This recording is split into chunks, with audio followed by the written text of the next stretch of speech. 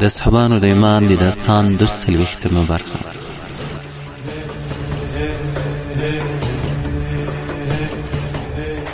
د اصحابانو د ایمان داستان، لیکوال حضرت امام الواقر الواقدی، ژباړن مولوی صدیق الله مشال، ویونکی سید جلال زاهد.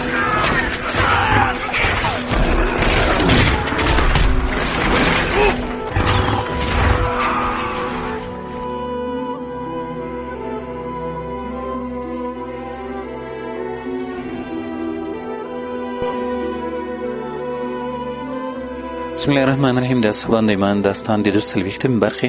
محترم او درنو اوریدونکو، السلام علیکم ورحمت الله تعالی وبرکاته. په دې هیله چې روغ جوړ صحتمند او خوشحاله اوسئ او د ژوند په ټولو چارو کې به کامیاب او بریالي یاستئ. موږ په تېره 240مه برخه کې دې ځای ته رسېدلي وو چې مسلمانانو څو بیت المقدس باندې مسلسله جګړه وکړه، ولې هیڅ تاثیر یې ورباندې ونه کړ او د بیت المقدس خلکو هم هیڅ ویر احساس نکړه او په خپل پوځ کې شکست کومې نښې نه ښکارېدې. وروسته خالد بن ولید رضی الله تعالی عنه راغی او له ده سره عبدالرحمن بن ابي بکر یې له کیڼ اړخه را روانو او همداسې خالد بن ولید رضی الله تعالی عنه له ښي اړخ څخه را روانو چې د مسلمانانو میرمنې او اولادونه یې تر شا ورپسې وو. راتلونکو مسلمانانو په یو اواز سره تکبیر او تهلیل چغې وکړې او بالمقابل د مسلمانانو میشتو سرتیرو هم د دوی د نارو ځواب ورکړ. د بیت المقدس د خلکو په زړونو کې ویره ننوتله. د دوی مشران، سرداران او مذهبي عالمان د خپل مذهبي مشر یعنی پاپ یا پوپ استوګنځي ته ورغلل. د همدې پاپ یا پوپ ډېر احترام نه یې کاوه. عقیده یې درلوده چې کله د ده په وړاندې ودرېدل د درناوي او احترام له مراسمو وروسته یې ورته وویل: ای پلاره، د همدې قوم امیر راغلی او نور مسلمانان هم ورسره دي او دا نشوز دغه له کبله د دوی د ستر پاپ چې کله دا خبره واورېده رنګ یې واورود او بڼه یې زیړه شوه. ویې ویل: دغه خبره ده؟ دوی ورته ویل: هو. دوی ورته وویل: ای پلاره، څه خبره ده؟ ده ورته ویل: زما د مسیح په حقیقت قسم مې که امیر راغلی و ستاسو د هلاکت وخت هم راورسېد. والسلام. 240مه برخه له همدې ځایه پیل کوو. دوی ورته وویل: دا څنګه؟ ده ورته وویل: دا ځکه چې موږ له خپلو اسلافو راپاته علم کې دا خبره شته چې ځمکه به په سور او اوږده سره د محمد صلی الله علیه وسلم چې د همدې قوم نبي ده یو ملګری فتح کوي چې عمر به یې نوم غنم رنګ او د تورو سترګو څښتن به وي. که چیرې هغه راغلی وي بیا مو د جګړې وس ورسره نشته. زه په یو ځل حتما هغه ته ګورم. که چیرې په کتابونو کې ذکر شوي شخص و روغ جوړه به ورسره کوو او د دوی غوښتنه به پوره کوو، او که بل څوک و بیا هېڅکله نه ورته تسلیمیږو ځکه زموږ کلاله هغه پرته بل څوک نشي فتح کولی. د دې سره سم نوموړي راولاړ شو. راهبان او سرداران ورسره ملګري شول. صلیبونه یې پورته کړل. انجیل یې تر مخه پرانستی را روان شول. رومي جنرالان شاوخوا ترې راتاوو او د کلا هغه دیوالو ته وختل کوم لور ته چې امیر ابو عبیده راغلی و. دوی مسلمانانو ته وکتل. هغوی ابو عبیده ته د احترام او درناوي په مراسمو بوخت و. چې مراسم پای ته ورسېدل مسلمانان بیرته لکه زمري د جګړې میدان ته په بیړه راوګرځېدل. د پاپ یا پوپ تر مخ روان یو سړی نارې کړې: ای د عربو ډلې یو ځل جګړه ودروئ تر څو موږ یوه پوښتنه درڅخه وکړو او په خبره سره پوه شو. راوي وایي مسلمانانو جګړه ودروله. یو سړي په فصیح عربي ژبه ورته وویل: ای عربو، تاسو پوه شئ دغه سړي صفت چې زموږ ښار او نورې ډېرې سیمې به فتح کوي له موږ سره په آسماني کتابونو کې شته. که ستاسو امیر هغه شخص وي بیا موږ جګړه در سره نه کوو، درته تسلیمیږو، او که مو هغه کس امیر نه وي هېڅکله سر نه درته ټیټوو. امام واقدي وایي مسلمانانو چې کله دا خبره واورېده څو کس امیر ابو عبیده ته راغلل او د بیت المقدس د خلکو پیغام یې ورته واوراوه. ابو عبیده ورته راغی چې کله د دوی په وړاندې ودرېد. رومي پاپ ورته وویل: زیری مې در باندې دا هغه سړی نه دی کوم چې په کتابونو کې مذکوره ده. نور له خپل ښار، دین او حرم څخه دفاع کوئ. رومیانو چې کله د خپل ستر مذهبي عالم خبره واورېده په زور او شور سره یې د کفر کلمات وویل او په سخت دفاعي جګړه یې لاس پورې کړ. پیتریک یا پاپ بیرته خپل هستوګنځي ته راستون شو او له امیر ابو عبیده سره یوه خبره هم ونه کړه بلکې خپل قوم ته یې د جګړې کولو امر وکړ او ابو عبیده هم خپلو ملګرو ته راستون شو. خالد بن ولید ویل: ای امیر، څه یې درته وویل؟ ده ورته ویل: نور په څه پوه نه شوم. زه ورغلم د دوی له شیطانانو څخه یو شیطان چې دوی یې ټول ګمراه کړي وو راوړاندې شو. راته ویې کتل لږ ګړی په فکرونو کې ډوب ولاړ و. وروسته یې یوه لویه ناره وکړه او قوم ته یې ورچیغه کړې: بیرته روان شول. ما ته یې اشاره کړه او خبره یې راسره ونه کړه. خالد وویل په دې خبره کې د دوی حتما څه غرض و، کیدای شي زر تر زره موږ پرې خبر شو. وروسته یې وویل جګړه ورباندې سخته کړئ. امام واقدي وایي پر بیت المقدس باندې مسلمانانو په داسې وخت کې جګړه پیل کړه چې ژمی او سخت یخ و. رومیانو دا فکر کاوه چې مسلمانان به په دې وخت کې پرې برلاسه کیدای نشي. راوي وایي مسلمانان پرې ورغلل، د یمن غشي ویشتونکي ور وړاندې شول، د لیندو څښتنان مصمم شول او پر غلیمې د غشو باران پیل کړ. دښمن د مسلمانانو د غشو خاص پروا نه ساتله، ان چې اکثریت غشي تر سینو د شال ورته ووتل. محلحل وایي د یمن عربو ته دي خدای جل جلاله د خپل عمل نیک بدله ورکړي. ما ولیدل چې رومیان یې په غشو ویشتل او دوی تر دیواله داسې راغورځېدل لکه پسونه. دوی چې کله د غشو تاوان ولید او پرې وسوځېدل ځان یې ورڅخه خوندي کړ. د کلا پر دیوال یې تر خپل مخ ډالونه وستوکي او هغه وسلې نصب کړې چې غشې ګرځولې. راوي وایي رومیانو ضرار بن ازور ته وکتل چې نوموړی د باب اعظم لور ته ور وړاندې شو. دغه ځای مسؤل یو جنرال چې پر سر یې د جواهرو یو صلیب و، شاوخوا یې غلامان ولاړو، ډالونه لیندۍ او لرګي په لاس کې وو، د جګړې ته هڅول. عوف بن محلحل وایي ما ضرار بن ازور ته کتل چې د کلا د دروازې لور ته پټ پټ ورغی، چې غږ ته ورنږدې شو د غشي وار یې پرې وکړ.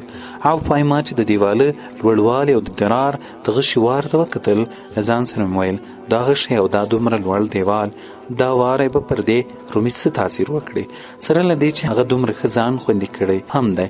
زه په خدای جل جلاله قسم خورم هغه غشی د رومي په خوله کې ولګېد او تر برجې لاندې راوغورځاوه. ما د دښمن د عسکرو شرشور واورېد، پر دې پوه شوم چې مړ شو. راوي وایي امیر ابو عبیده پرله پسې 4 میاشتې د بیت المقدس په وړاندې اړولي وو او داسې ورځ به دا دومره وخت کې نه ده راغلې چې جګړه دې نه وي پکې شوې. مسلمانانو د یخ ژلۍ او بارانو په وړاندې سخت مقاومت وښود. د بیت المقدس خلکو چې د کلابندۍ سختوالی او د مسلمانانو له لورې تاوانونو ته کتل، بیا یې د خپل پاپ هستوګنځي ته رجوع وکړه. د پوپ یا پاپ په وړاندې ودرېدل، ده ته یې د درناوي سجده وکړه او ورته ویې ویل ای پلاره د همدې عربو د کلابندۍ کړۍ ډېر راباندې تنګه شوه. موږ دا امید لرو چې د هرقل له لورې په موږ ته مرستندوی ځواک راورسېږي. اوس په دې کې شک نشته چې هغه د خپل ځان پر ویر اخته ده، ځکه د ستر لښکرې د مسلمانانو پر وړاندې ماتې خوړلې ده. عرب تر موږ د جګړې ډېر شوقیان دي. له کومې ورځې چې دوی زموږ پر وړاندې دېره شوي، موږ یوه خبره هم ورسره کړې نه ده، ځکه زموږ په سترګو دوی سپک راتلل. خو اوس کار ډېر راته ګران شو. موږ له تا څخه غواړو چې یو ځلې دې عربو ته ورشئ، ورته ووایه چې دوی له موږ څخه څه غواړي. که یې ډېر سخته او ترخه غوښتنه نه درلوده، موږ به یې منلو ته غاړه کېږدو، او که ډېرې سخته او ترخه غوښتنه وه، بیا به نو د کلا دروازې پرانیزو او ټول به وروځو، بیا به ټول ځانونه پرې ووژنو، یا به دوی ته شکست ورکړو او یا به موږ ته شکست راکړي. سر پاپ د دوی خبرې ته غاړه کېښوده، خپل لباس یې واغوست او له دوی سره یو ځای د کلا پر دیواله راوخته. د ده تر مخ صلیب وړاندې یوړل شو. راهبان یې شاوخوا راغونډ وو، په لاسونو کې پرانیستي انجیلونه نیولي وو.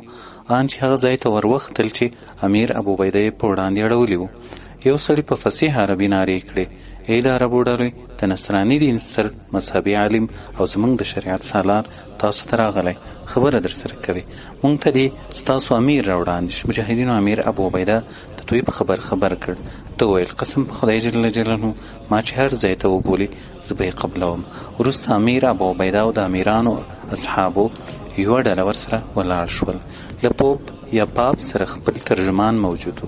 چې کله مجاهدین د ده په مقابل کې ودرېدل، ترجمان ورته ویل تاسو په دې مقدس ښار کې له موږ څخه څه غواړئ؟ چا چې د دې ښار د تسلیمولو او فتح کولو قصد کړی، الله جل جلاله هغه ته په قهر شوی او هلاک کړي دي. ترجمان مجاهدینو ته د ده خبره وکړه. امیر ابو عبیده دوی ته وویل موږ دا منو چې دا یو شریف ښار دی، زموږ نبی له همدې ځایه اسمان ته بوتلل شوی دی او خدای جل جلاله ته د لیندي د 2 ګوشو یا تر هغه هم نږدې شوی. بل دا چې دا مقدس ښار د انبیاو مدفن دی. موږ هم تر تاسو ډېر حقدار یو چې د دې ښار تقدس په پام کې ونیسو. موږ به تر هغه له دې ځایه ولاړ نه شو چې څو مو دا ښار تر خپلې ولکې لاندې داسې راوستلی نه وي لکه نورې سیمې چې مو فتح کړي دي. بطرک یا پوپ یا پاپ وویل تاسو له موږ څخه څه غواړئ؟ ابو عبیده ورته وویل په دې 3 خبرو کې یوې ته غاړه کېږدئ، یا لا اله الا الله محمد رسول الله ووایاست. که مو دا کلمه وویله تاسو ته به هغه څه وي چې موږ لروي. پاپ وویل دا ډېر ستر او د عظمت کلمه دی، موږ یې ویلو ته تیار یو، خو دا نه وایي چې محمد رسول الله. ابو عبیده ورته وویل د خدای جل جلاله دښمنه، درواغ وایي، تاسو هیڅکله توحید ته غاړه نه ږدئ. موږ ته خدای جل جلاله په خپل کتاب کې فرمایلي او راښولي چې تاسو مسیح علیه السلام د خدای زوی بولئ او خدای جل جلاله هغو عیبونو ډېر پاک ده چې ظالمان ورپورې تړي. پاپ وویل همدې خبرې ته خو غاړه نه شو ښودی. دوهمه خبره راته توضیح کړه. ابو عبیده ورته وویل د خپل ښار په اړه له موږ سره سوله وکړئ او د ذلت په توګه ټیټ سر موږ ته جزیه راکوئ لکه د شام د نورو ښارونو خلک چې راکوي. پوپ وویل دا خبره خو تر اولې ډېر راته مشکله دی، موږ هغه خلک نه یو چې تر ذلت لاندې داخلیږو. ابو عبیده ورته وویل بیا موږ تر هغو له تاسې سره جګړه کوو چې څو مو خدای جل جلاله پر تاسو بریمن کوي، اولادونه او میرمنې مو اسیرانې کوو. هغه خلک به وژنو چې د حق کلمې مخالفت کوي او د کفر کلمې ته عقیده لري. پوپ ورته وویل موږ خپل ښار تر هغه نه تسلیمو تر څو چې ټول پرې قربان شوي نه یو، او ولې به یې سپارو؟ موږ په وسله ښه سنبال یو، د کلابندۍ مو ښه تیاری نیولی دی او په همدې کلا کې ډېر سخت او زړور خلک شتون لري. موږ د هغه خلکو په ډول مه شمېره لکه تاسو چې د نورو ښارونو له خلکو سره مخامخ شوي یاست او هغوی د جزیې منلو ته سر ټیټ کړی، ځکه هغه داسې خلک دي چې مسیح ورته په غوسه شوی او هغوی یې ستاسو تر طاعت لاندې داخل کړي. موږ په داسې ښار کې یو چې دلته څوک له مسیح څخه دعا وغواړي قبلیږي. ابو عبیده ورته وویل ای د خدای دښمنه، درواغ وایې. مريم إلا رسول قد خلت من قبله الرسل وأمه صديقة كانا يأكلان الطعام انظر كيف نبين لهم الآيات ثم انظر أنا يؤفكون. ژباړه د مریم علیه السلام زوی مسیح علیه السلام له یو پیغمبر څخه پرته نور څه نه وو. له هغه څخه مخکې هم نور زیات پیغمبران تیر شوي ول. د هغه مور یوه رښتیا پاله ښځه وه او هغوی دواړه خواړه خوړل. ګوره موږ په څه شان د هغوی په وړاندې د حقیقت نښانې څرګندې کړي دي، بیا وګوره دوی کوم لوري ته اړول کیږي. پوپ ویل زه په مسیح قسم وخورم چې تاسو 20 کاله موږ محاصره کړی هم بیت المقدس فتح کولی نه شئ. زموږ ښارونه به هغه یو کس فتح کوي چې د هغه صفت او نښې زموږ په کتابونو کې ذکر شوي، هغه نښې موږ په تا کې نه وینو. ابو عبیده ورته ویل د هغه سړي نښې څه دي چې ستاسې ښار به فتح کوي؟ پوپ ورته ویل د هغه صفت په اړه موږ تاسو ته تفصیلي معلومات نه درکوو، البته دومره درته ویلی شو چې له موږ سره په موجوده آسماني کتابونو کې راغلی دي چې دا ښار به د محمد یو ملګری فتح کوي چې نوم به یې عمر او فاروق به شهرت لري، کلک او شدید سړی به وي، د خدای جل جلاله د دین په باره کې په د ملامتونکو له ملامتیا څخه نه ډارېږي. موږ هغه صفت په تاسو کې نه وینو. ابو عبیده چې کله د پوپ خبرې واورېدې ویې خندل او ویې ویل زما دې د کعبې په خدای جل جلاله قسم وي موږ په همدا ښار فتح کوو. وروسته یې پوپ ته مخ ور واړاوه او ورته ویې ویل که ته دا سړی ووینې پیژنې؟ هغه ورته وویل هو، څرنګه یې نه پیژنم، د هغه نښې نښانې د کلونو او ورځو شمېر له موږ سره موجود دی. ابو عبیده ورته ویل قسم په خدای جل جلاله هغه زموږ خلیفه او د رسول الله ملګری دی. پوپ یا پاپ ورته وویل که رښتیا هم دغسې وي که زموږ د خبرې په رښتینولۍ خبرې بیا نو وینه تویول بند کړئ، خپل واکمن مو خبر ورکړئ چې راشي، کله چې موږ ووینو او هغه صفتونه او نښې پکې ومومو چې زموږ په کتابونو کې شته، موږ خپل ښار له جګړې او کړاوونو پرته درته سپارو او جزیې منلو ته غاړه ږدو. ابو عبیده وویل زه خپل خلیفه ته څوک لیږم چې راشي اوس تاسو جګړه خوښوئ او که به تر هغو بندیز وي. پوپ ویل ای د عربو ډلې تاسو ولې له خپل بغاوت څخه لاس نه اخلئ؟ آیا موږ درته ونه ویل چې موږ په خپل کلام کې صادق یو او دې ښار ته له دې کبله غاړه ږدو چې وینې تویول بند شي؟ تاسو بیا هم د جګړې خواته زور کوئ. ابو عبیده ورته وویل هو جګړه موږ ته تر ژوند ډېره خوښه ده، په جګړه کې موږ له خدای جل جلاله څخه د عفو او غفران امید لرو. راوی وایي امیر ابو عبیده د جګړې د بندولو امر وکړ او پوپ هم خپل قوم ته ولاړ. امام واقدي وایي امیر ابو عبیده د مسلمانانو امیران او مخور کسان راغونډ کړل او د پوپ خبره یې ورته وکړه.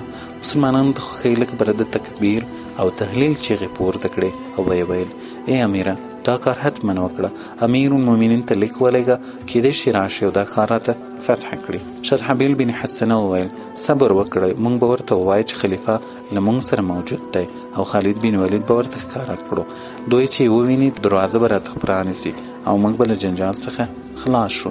خالد بن ولید عمر بن خطاب ته ډیر ورته والی لري. چې کله سهار شو ترجمان پوپ ته وویل خلیفه راتلونکی دی. ابو عبیده خالد بن ولید له ځان سره بوت او دوی ته یې وویل تاسو چې د چا غوښتنه کوله هغه مو راوستلی دی. رومیانو پوپ ته خبر ورکړ.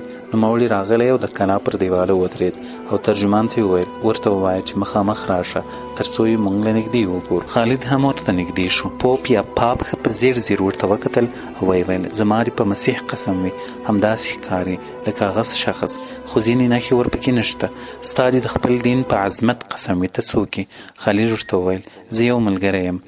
پوپ وویل ای د عربو ځوانانو تر څو به زموږ سره دا چل ول کوئ زما دې په مسیح قسم وي تر څو چې موږ هغه مذکور شخص ونه وینو نه به ښار درته وسپارو او نه به له دې وروسته خبرې اترې در سره وکړو. که څه هم 20 کاله راته تېر کړی. دا یې وویل نور یې مخ واړاوه روان شو او خبره یې ونه کړه. مسلمانانو امیر ابو عبیده ته وویل امیر المؤمنین ته لیک واستوه او په دې خبره یې پوه کړه کېدای شي راشي او په دې مبارک ځای مشرف شي.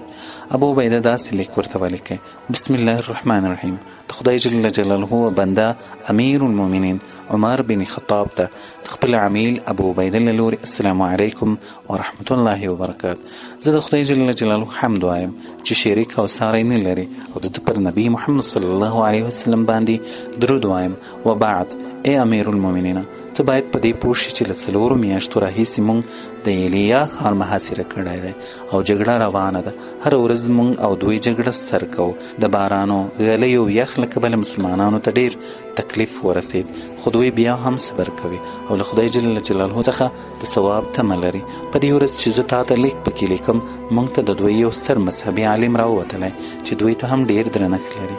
هغه راته وویل موږ په خپلو کتابونو کې داسې پیدا کړي چې د ایلیا ښار به د محمد یو ملګری فتح کوي چې نوم به یې عمر وي او له موږ سره یې نښې نښانې پرتې دي.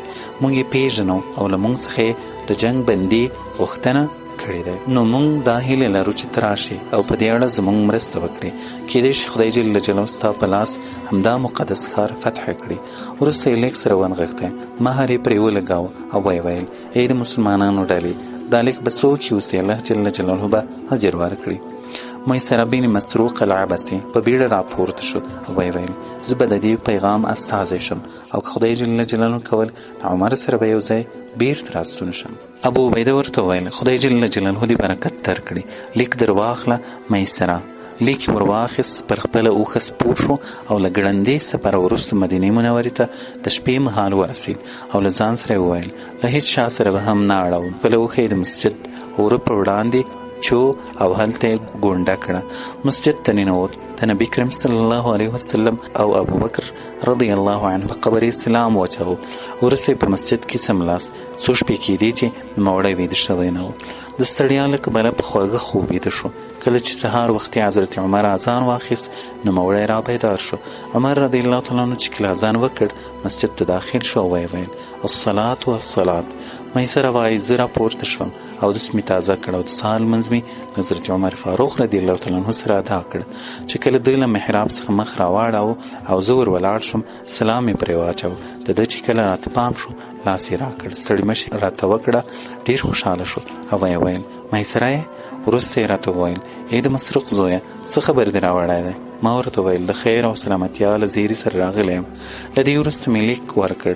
نوموړي د مسلمانانو په حضور کې ولوست. دوی ډېر پرې خوشحاله شول. حضرت عمر رضی الله تعالی عنه وویل تاسو د ابو عبیده د لیک په اړه څه نظر لرئ؟ اول ځل حضرت عثمان بن عفان خبره وکړه او ویې ویل ای امیر المؤمنین رومیان خدای جل جلاله ذلیله کړي او د شام سیمې له ولکې وتلي دي. مسلمانان پرې غالب شول. زموږ ملګرو د ایلیا د ښار کلابندي کړي او دوی یې تنګ کړي دي. د دوی حالت ورځ تر بلې ورځې خرابېږي. که ته ورنشې دا به ښکاره شي چې دوی ستا په سترګه سپک او د دوی جګړه حقیره دی. ډېر وخت به نه وي وتلی چې دوی به د ذلت سر ټیټ کړي او جزیه منلو ته به غاړه کېږدي. عمر چې کله دا مشوره واورېده د عثمان شکریه یې ادا کړه او ویې ویل آیا د بل چا سره له دې پرته بله رایه شته او که څنګه؟ حضرت علي وویل هو له ما سره له دې پرته بله رایه شته. زه به یې درته بیان کړم. حضرت عمر رضی الله تعالی عنه وویل ای ابوالحسن څه رایه لري؟ حضرت علي وویل مجاهدین له تا څخه داسې غوښتنه کوي چې د مسلمانانو برای پکې ده. مسلمانانو ته اوږدې جګړې، یخ، ږلۍ او د بارانونو له کبله ډېر تکلیف رسېدلی دی. زما په فکر که ته ورشې خدای جل جلاله به ستا په لاس دا ښار فتح کړي. خدای جل جلاله به تا ته پر دې تګ لوی اجر درکړي. هره تنده او لوږه، هره لوړه او ژوره غرونه او هوارې به په ثواب کې درته ولیکل شي. ته چې ورشې دا به ستا او د مسلمانانو لپاره د عافیت، صلاح او فتح سبب شي. په دې خبره ویریږم که دوی چیرې تاسو او سولې مایوس شي، خپله کلا به محکمه کړي او د دوی له نورو سیمو به مرستندوی ځواک ورته راورسېږي. له دوی سره به یو شي. مسلمانانو ته به یو لوی سرخوږی جوړ شي.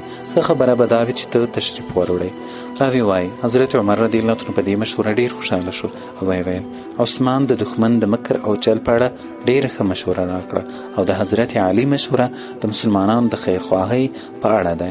خدای جل جلاله دې دواړو ته د خیر جزا ورکړي. زما د حضرت علي مشوره خوښه ده ځکه زما فکر هغه ګټوره ښکاري او نوموړی د بخت سړی دی. وروسته عمر بن خطاب خلکو ته امر وکړ چې څوک له ما سره ځي هغه دې خپل تیاری ونیسي. مسلمانان په بیړه تیار شول، ځان یې سنبال کړ. امیر المؤمنین عمر بن خطاب رضی الله تعالی عنه امر ورته وکړ چې له مدینې څخه د باندې دروځي. دوی هم د عمر د خبرې تعمیل وکړ. حضرت عمر مسجد نبوي ته راغی، 4 رکعات لمونځ یې هتله ادا کړ. وروسته د نبي کریم صلی الله علیه وسلم قبر ته ورغی او هغه حضرت ابوبکر ته سلام وکړ. پر مدینه منوره حضرت علی رضی الله تعالی عنه خلیفه وټاکه. په داسې حال کې له مدینه منورې ووتلی چې خلکو ټولو په مخه ښه ورته وکړه. امام واقدي وایي حضرت عمر رضی الله تعالی عنه له مدینې منورې څخه پر سره اوښ سپور و. 2 غرارې وې، په یوه کې سویق یا تلخان او په بله کې خرماوي بار وي. تر مخې د اوبو ډک ژی پروت و. تر شا یو خورجین د توخي تړلی و. له نوموړي سره یوه ډله صحابه چې د یرموک د پیښ شاهدان او بیا مدینې ته راغلي وو لکه زبیر بن عوام، عبانه بن ثابت او داسې نور ملګري وو او له مدینې څخه د بیت المقدس لوري ته روان شول. پر حال پړاو چې به یې واړول هلته به یې شپه وکړه. سهال منځ چې به یې وکړ مسلمانانو ته به یې مخ ور واړاوه او وبه یې ویل هغه خدای جل جلاله لره دې حمد وي چې موږ په اسلام معزز په ایمان مشرف کړي یو. پر نبي کریم صلی الله علیه وسلم حضرت محمد صلی الله علیه وسلم سره خاص کړي یو او موږ یې له دلالت څخه د هدایت لور ته سو کړي یو او له خپل منځي اختلاف او بېلتون وروسته د تقوا پر کلمه سره یو کړي یو. زموږ د زړونو ترمنځ مینه او الفت سره پیدا کړی. موږ ته یې پر خپلو دښمنانو برای را کړی او د دوی ښارونه یې زموږ په ولکه کې راوستلی دي او موږ یې په خپلو کې سره خواږه کړي یو. ای د خدای جل جلاله بندګانو، د خدای جل جلاله پر دې ستر نعمت د هغه شکریا ادا کړئ. ځکه څوک چې له خدای جل جلاله څخه د نعمتونو د زیادت غوښتنه کوي خدای جل جلاله ورزیاتوي او خپل نعمت شاکرینو ته ورتاموي. وروسته به یې په یوه لوښي کې سوق یا تالخان تیار کړل. خرماوې به یې شاوخوا پرې کېښودې. مسلمانانو ته به یې ور وړاندې کړې او به یې ویل خورئ. په خپله به یې هم وخوړې او نور مجاهدینو ته به یې هم ورکړې. وروسته به وکوچېد. تل یې په سفر کې هم دا معمول و. عمر بن مالک عبسي وایي کله چې عمر بن خطاب شام ته تللی زه په سفر کې ورسره ملګری وم. نوموړي د جذام قبیلې پر اوبو تېرېدی. هلته یو قوم میشت شو او دا اوبه د ذات المناري په نوم یادېدې. حضرت عمر د هغو مسلمانانو سره واړول. دی ورسره د نبي کریم صلی الله علیه وسلم ملګري دلته میشت شو چې د جذام قوم یوه ډله خلک ورته راغلل او ورته ویې ویل ای امیر المؤمنین زموږ سره یو کس اوسیږي، 2 خویندې یې په نکاح کړي دي. راوی وایي حضرت عمر ډېر په غوسه شو ویې ویل تاسو یې راولئ. سړی ورته راوستی. حضرت عمر ورته ویل دا 2 ښځې څوک دي؟ سړي ورته ویل زما ښځې دي. حضرت عمر ورته ویل د دوی 2 ترمنځ څه رشته ده؟ هغه ورته ویل هو دوی سره خویندې دي. حضرت عمر وویل ستا دین څه ده؟ آیا ته مسلمان نه یې؟ هغه ویل هو مسلمان یم. حضرت عمر ورته وویل آیا ته په دې نه خبر چې دا تا ته حرامې دي؟ خدای جل جلاله په خپل کتاب کې فرمایي د اصحابانو د ایمان داستان د 42مې برخې. محترم اوریدونکو دا چې وخت را تمام سو تر بیا ښې چارې په الله مو سپارم. راتلونکې برخه به انشاءالله په 43مې برخه کې واورو. خدای مو ښه